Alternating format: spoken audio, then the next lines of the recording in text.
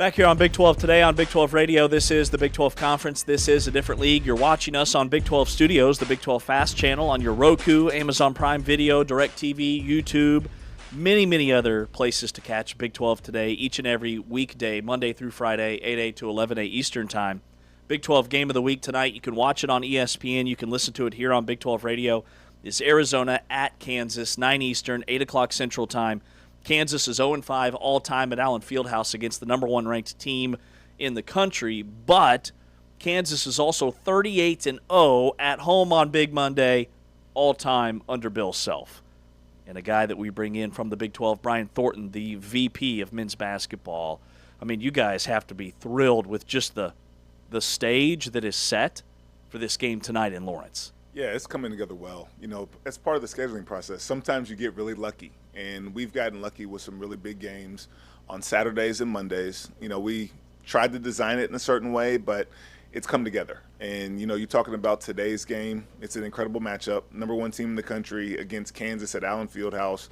Matchups galore, so it should be a fun one.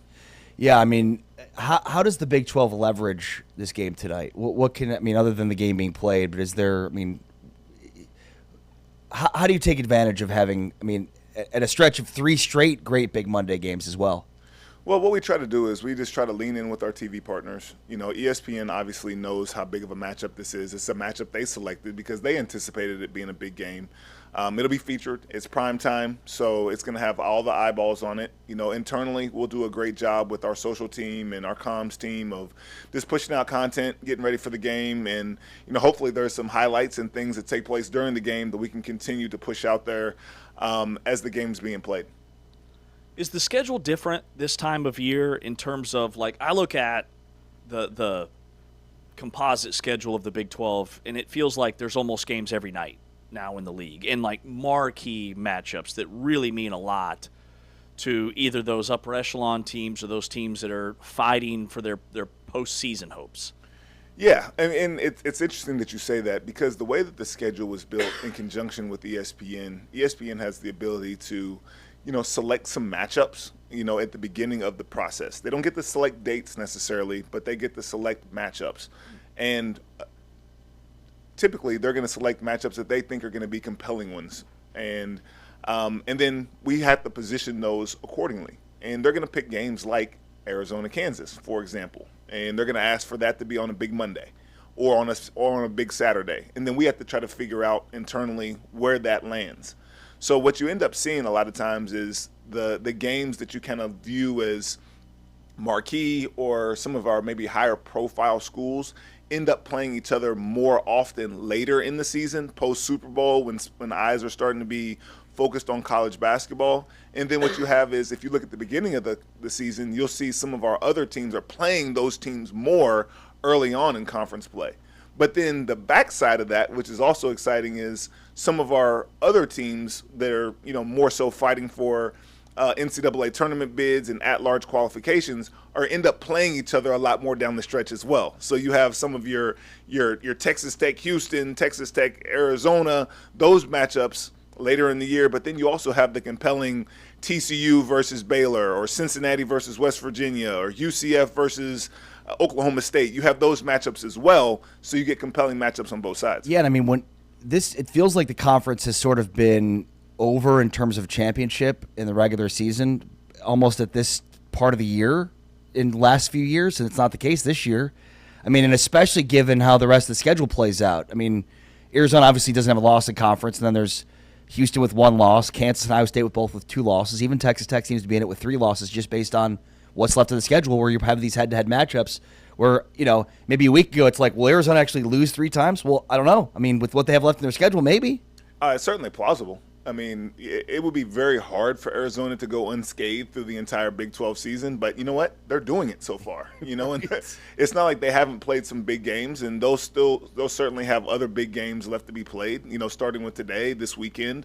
You know, the rest of their conference season is going to have quite a few top 25 level games. And, you know, when you go on the road in our league, it's hard to win. Yeah. They've certainly proven their merit, and I fully expect them to continue to play well, but they're going to have some tough challenges along the way, and that's what gets them battle tested. That's what helps continue to prepare them for the NCAA tournament. And, that started in the way that they approach their non-conference play. They challenge themselves playing a road game against UCLA, playing at UConn. Like, they've done it time and time again, so you shouldn't be surprised that they're holding on to it the way that they are. Ryan, just circling back to the TV stuff because I find it fascinating.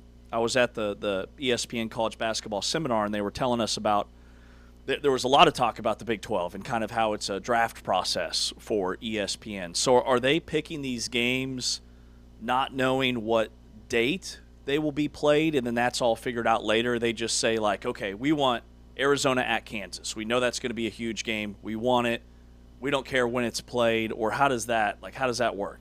It starts with that. It becomes a little bit more specific than that. They might say that, we want this bank of games to land on a Saturday. Got it. Or we need this bank of games to land on a Saturday or a Monday. And then it becomes on us and our scheduling guru, Kevin Palga, to work through how that all fits together. Because it's easy to say that, hey, I want Arizona, Kansas on a Monday, but how does that fit with the rest of the schedule? Because there's a lot of other parameters that we have built in the schedule, whether it's, you can't play 3 games in a row on the road. You can't play, 4 out of 5 at home. There's all these other things that we also have to fit in.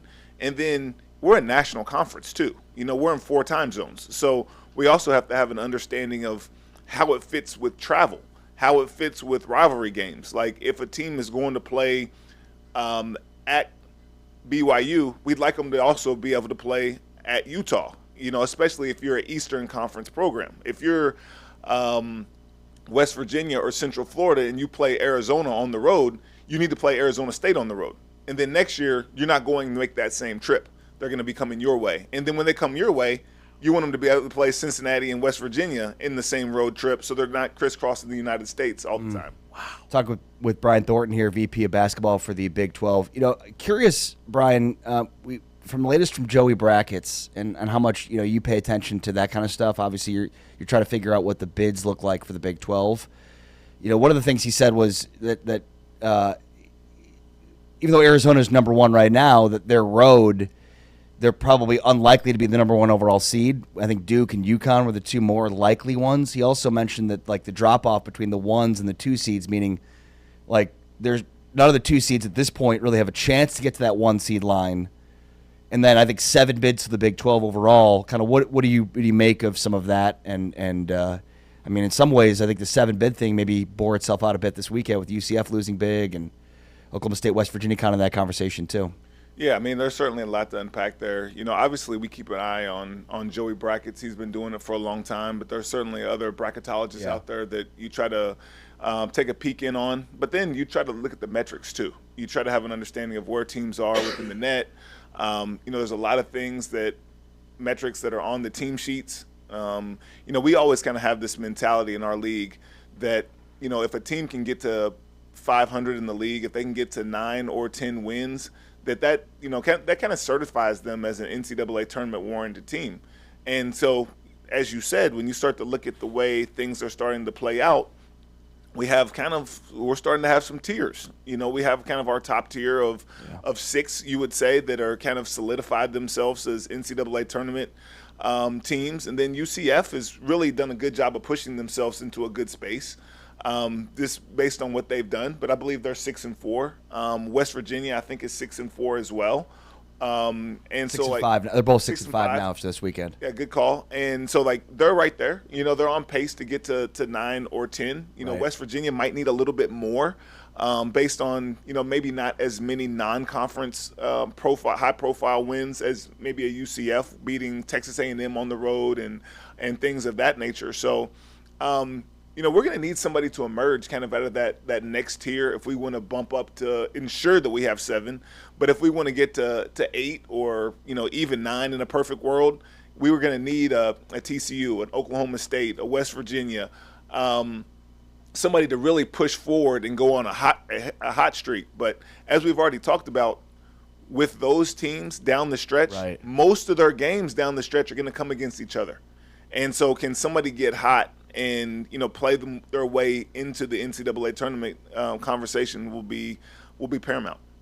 Are the team sheets, is that what the selection committee kind of uses as their go-to, because it has everything basically lumped into one with their KenPom and their net ranking and their schedule, and it's just a really easy visual way to compare these teams? It is. I fortunately, had the pleasure of spending a little bit of time on the selection committee. So in a good way, I guess I have an understanding of how the sausage is made. Yeah. And the team sheet is, that's what they look at. The net is the thing that people talk about the most, but that's just the primary sorting tool. Something has to be kind of the flagship metric that that pundits Everybody's and whatnot speaking use. the same language. And, that's like the starting point.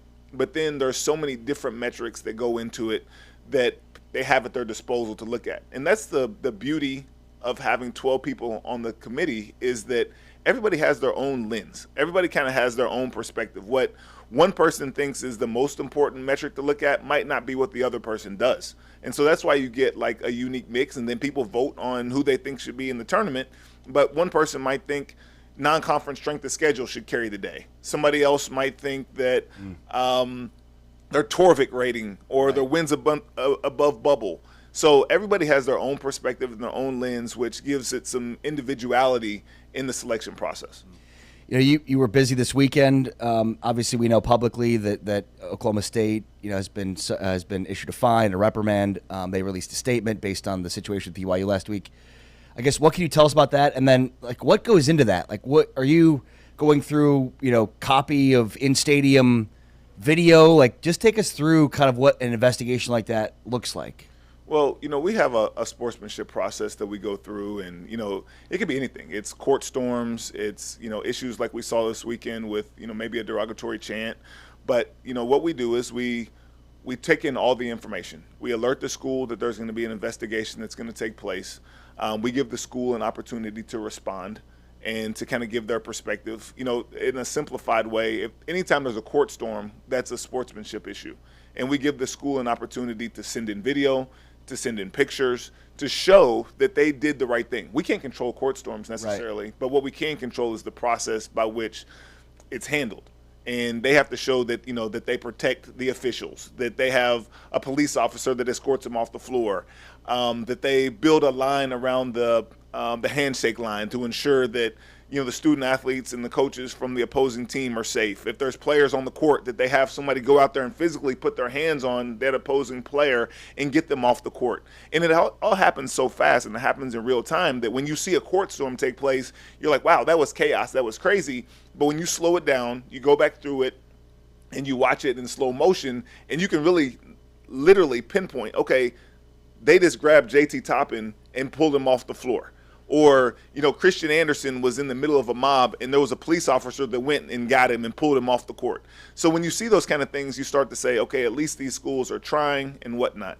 In the case of this Oklahoma State situation with the chant, we've really gone on record as saying that, we're not going to stand for any derogatory behavior that goes against, any group. And that's something that has been clear by Commissioner Yormark, and we want to make that a hallmark of what this conference is about, that it's about inclusion. And I think that by and large we've held our end of the bargain on that. Things happen, and Oklahoma State was fantastic in terms of helping us get information and being a part of the process. And, you've read some of the statements that they had from their AD and president and whatnot, and they took ownership of some of the things that took place. But it's about educating our student bodies and our fans that, those kind of things just aren't right. And, hopefully as time goes on, we continue to not have those type of issues. Yeah, I mean, you guys have been super direct and transparent about that policy. So and reactive. Right. So when that happened, we were like, yep, that's an easy call. How many players will be on the All Big 12 team? There's 10. Okay, we're 10, doing 10 10 again. per team, yep. And then my other question is, do the schools ask for assistance when it comes to National Player of the Year? It's hard for me to pick a Big 12 Player of the Year. If there was a Heisman for college basketball, which is the Naismith Player of the Year, I would think the league would have a lot of candidates, is what I'm saying. Yeah, no, I think you're right. I mean, we certainly have a lot of national attention in our league right now, and we certainly have several guys that are competing for that, or several guys that are on the fringe of being a part of that conversation. And you know how it is with the Heisman too. Like when all of a sudden a team has two guys that are both candidates for the Heisman, you can start to feel like maybe you're splitting votes and things of that nature. Could that be something that takes place in our league? Possibly, but I think that we're in a good space there. As a conference, we'll certainly do our part with the national pundits, national media. You'll see a lot of the stuff that we put out on social and whatnot, and we have a great comms team and social team that is certainly pushing that stuff out on all of the individual success. But again, the schools are also have to do that as well. All of our children we love. So Right. schools have to make that push individually for their players, but we'll certainly lean in and support them across the board. Last one for me, and that is pretty big announcement coming up here. There should be. There should be. We're certainly excited about it. Maybe that'll be something that we tackle here in the next couple weeks when I'm here. But certainly a big announcement that we have coming up this week, something we're excited about and something that we feel like continues to showcase us as a different league. And you're taking in the game tonight, Big Monday? Yeah, excited about that. There'll be a few of us that are heading up to Lawrence tonight to see Arizona, Kansas. It should be a great matchup as we discussed. Take me with you. Yeah. I'm in. What time do I got to be there, Brian? One of these days. No, tonight. This day. Today. You need to go today? There's a pretty big game tonight at Al Fieldhouse, so yeah, I'd love to go. If we're gassing up the jet, let's go. Yeah, well, I'll keep that. I know somebody, so I'll check with You the might power need to get system. that guy. Look, Might just need let to me get know back- when I need to be there, okay? That's it. Just let me know when to show up. There you go. Brett's like, what's he doing here? Brian, did you invite him? No. How do you know? Oh, man. Should be a good one. Brian Should be a good Thornton, one. VP Safe of men's travels. basketball. Thank you. Appreciate it, Brian. Absolutely. It's Brian Thornton. He joins us in studio each and every Monday here on Big 12 Radio and on Big 12 Studios. Coming up next, Big 12 basketball, big picture, the latest bracketology. Around the corner, he's Ari. I'm James. We are powered by Modelo.